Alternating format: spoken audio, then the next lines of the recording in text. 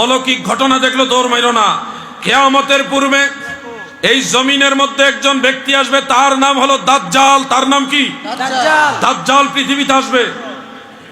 এসে সে এমন এমন ঘটনা ঘটাবে যেগুলি দেখে মানুষ বাধ্য হয়ে যাবে তাকে মানা। সে কি করবে শুনে, আমি দু একটা লক্ষণ বলে দিই। এসেই যার রোগ কোনোদিন ভালো হয় না, শরীর পচা রোগ হয়ে গেছে, এমন রোগ হয়েছে কোনো ডাক্তারের চিকিৎসায় রোগ ভালো হয় না, দাজ্জাল এসে ওই রোগীর গায়ে হাত মাসেহ করলে, হাত লাগাইলেই তার রোগ এক মুহূর্তের মধ্যে ভালো হয়ে যাবে। মানুষ এই দৃশ্য দেখে আশ্চর্য হয়ে যাবে, ওরে বাবা, ওই লোক কিন্তু পাওয়ারফুল লোক, হাত লাগাইলে রোগ ভালো হয়ে যায়। আপনারাও কিন্তু পাগল পারা হয়ে যাবেন। এ মারাত্মক পাওয়ারের লোক, হাত লাগাইলে রোগ ভালো হয়ে যায়, যেই রোগ কোনো ডাক্তারের চিকিৎসা ভালো হয় না, দাজ্জাল সেটা করবে। মানুষকে আসক্ত করার জন্য আরো অনেক অলৌকিক ঘটনা দেখাবে। যেমন একটা লোক গরিব মানুষ, তার বাড়ির কাছে যাবে, গিয়ে বলবে আমাকে মানো। দাজ্জাল এসে বলবে আমাকে মানো। সে বলবে না, আমি মানবো না। বলবে তোমার কি দরকার, আমি সেটা করে দিব, তুমি শুধু আমাকে মানো। তখন তার বাড়ির উঠান থেকে, আঙ্গিনা থেকে দাজ্জাল মাটিকে বলবে, এ মাটি, তোমার নিচে যত ধন ভান্ডার আছে এগুলি বের করে দাও। দাজ্জাল বলার সাথে সাথে মাটির নিচ ফেটে নিচ থেকে অমূল্য যে মুদ্রা অথবা ধন বা হীরা মণিমুক্তা এগুলি বের হয়ে আসবে। এতগুলি হীরা মণিমুক্তা, স্বর্ণ অলংকার, মুদ্রা এগুলি দিয়া বলবে, নাও তোমার যত অভাব আছে পূর্ণ করো, তারপরে তুমি আমাকে মানো। কিছু মানুষ অভাবের তাড়নায়, অভাব পূরণের তাড়নায় এই সম্পদ নিয়ে দাজ্জালের অনুসারী হবে। এরপরে দাজ্জাল আরো কিছু করবে। যেমন একটা এলাকায় যাবে, গিয়ে দেখবে এলাকার সমস্ত ফসল নষ্ট হয়ে গেছে পোকায় বা কোনো ধরনের ভাইরাসে। দাজ্জাল বলবে তোমরা আমাকে মানো, আমাকে যদি মানো তাহলে তোমাদের সকলের সম্পদ, এই ফসল আমি মুহূর্তের মধ্যে ঠিক করে দিব। সবাই বলবে যে আপনি এটা করে দিতে পারলে আপনাকে মানবো। ভাই, এখানে বসে এমনি এমনি করলে কেউ আসুন তো না। কিতা হইছে কন, আমি কইয়া দিই। এই সানাসরা লয়, কেডা রে সানাসরা লয়, সানাসরা লয় যাও। তোমার সংসারে কোনো সমস্যা হইলে আমার সাথে যোগাযোগ করে, আমি তোমার বাজার করে দেবো ইনশাল্লাহ। তুমি মাহফিল থেকে বাইরে হবা, আল্লাহর দোহাই লাগে বাইরে, নাইলে দাজ্জালের দলে যাইবা। কইলা কই বাইরে না দিই, কইরা দাঁড়াইলে সবাই দেখালে বেল লাগে, আর দাঁড়াইতেছে না। লা ইলাহা ইল্লাল্লাহ, লা ইলাহা ইল্লাল্লাহ,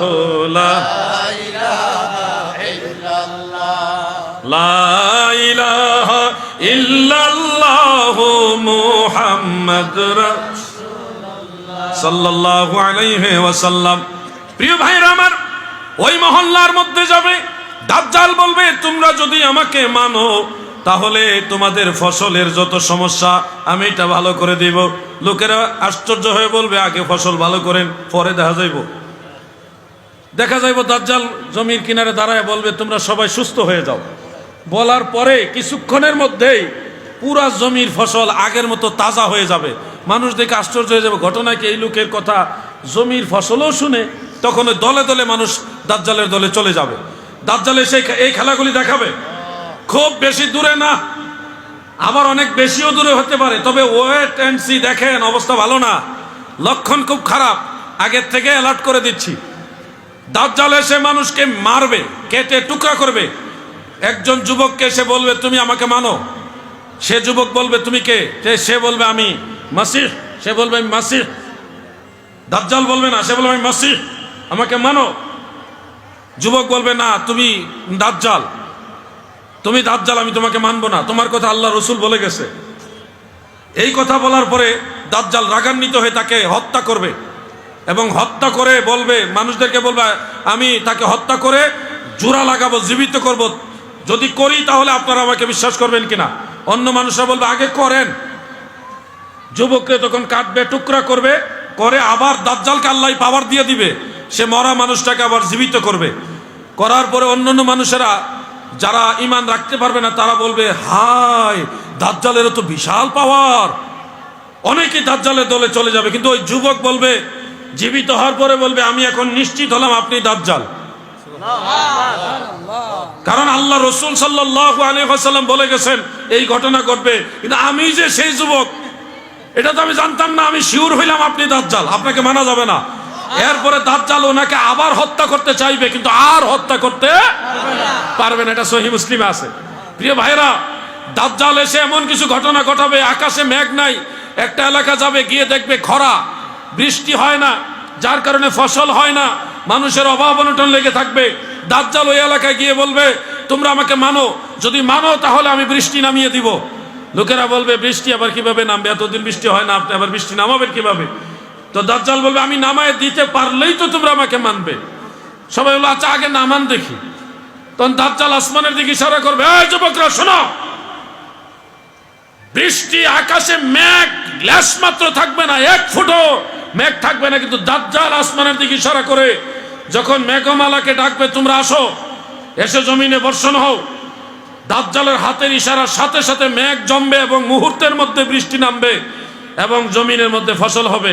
এই দৃশ্য দেখে লক্ষ লক্ষ মানুষ দাজ্জালের দলে চলে যাবে।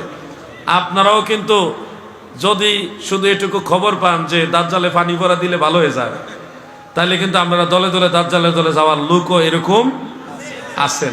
এজন্য অলৌকিক ঘটনা দেখে দৌড়াবেন না, দেখবেন ওনার মধ্যে নবীর শরীয়ত আছে কিনা, আহকামে শরীয়ত আছে কিনা, নবীর সুন্নত আছে কিনা, নবীর তরিকা আছে কিনা, নবীর সে আদর্শ আছে কিনা। এরপরে কারামত, অলৌকিক ঘটনা পরে, আগে হলো নবীর তরিকা, নবীর সুন্নত।